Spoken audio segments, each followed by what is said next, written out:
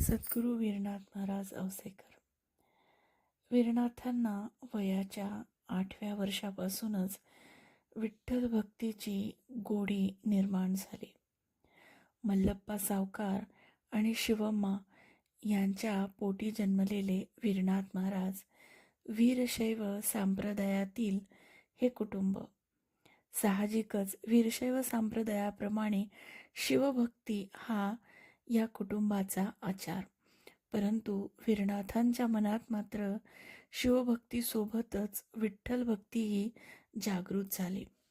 बालपणापासूनच विठ्ठल भक्तीची ओढ त्यांच्या मनात निर्माण झाल्यामुळे विठ्ठल भक्ती, विठ्ठलाचे अभंग, विठ्ठलाचे नाम याचे गायन वीरनाथांच्या मुखातून होऊ लागले. परंतु तत्कालीन समाजाला शैव आणि वैष्णव हा भेद मान्य होता.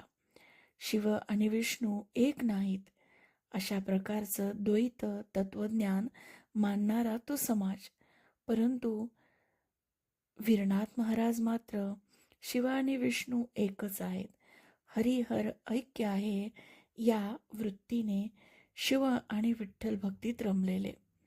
वीरनाथांचं ते बालस्वरूप. विठ्ठल भक्ती केल्याशिवाय त्यांना चैनच पडत नव्हती.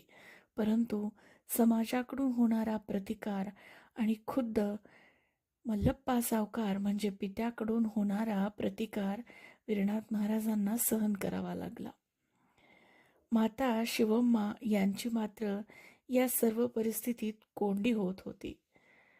मल्लप्पा सावकारांचे ऐकून वीरनाथांना विठ्ठल भक्तीपासून परावृत्त करावे की वीरनाथांच्या बालमनास विठ्ठल भक्तीसाठी मदत करावी असा प्रश्न त्या मातेसमोर उपस्थित झाला होता.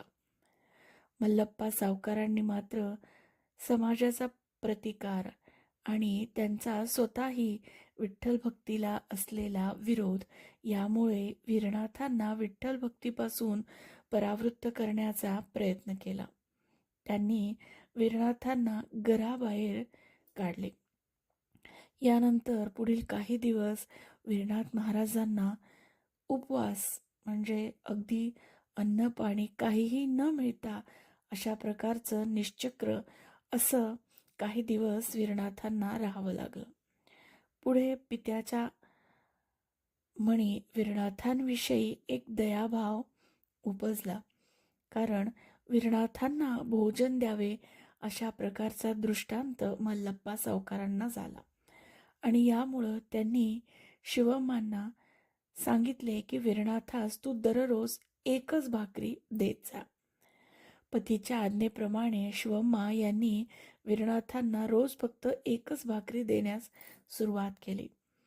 विठ्ठल भक्तीसाठी वीरनाथांना समाजाकडून प्रतिकार सहन करावा लागत असला तरी त्यांची विठ्ठल भक्ती मात्र काही कमी होत नव्हती. वीरनाथांच्या सोबत आता त्यांच्या गावातील नीलावती नगरीतील इतर बालकेही विठ्ठल भक्तीत आनंदित होऊन सहभागी होऊ लागले. एकादशीचा उपवास करावा, नीलावती नगरीस नगर प्रदक्षिणा करावी, हे सारं करत असताना बालगोपालांनाही आपल्या सोबत घ्यावं असं वीरनाथांचा दिनक्रम सुरू झाला. वयाची 13 वर्ष पूर्ण होत आली. वीरनाथांची विठ्ठल भक्ती मात्र सुरूच होती. काही मंडळींच्या मनात असं आलं की वीरनाथांचा विवाह केला तर कदाचित विठ्ठल भक्तीकडचे लक्ष कमी होईल आणि कौटुंबिक जबाबदारीत वीरनाथ महाराज गुंतले जातील. म्हणून वीरनाथांचा विवाह करण्यात आला. मल्लप्पा सावकारांनी वीरनाथांना आपला परंपरागत दुकानदारी व्यवसाय सोपविला. विवाह झाला, दुकानदारी व्यवसायास सुरुवात झाली.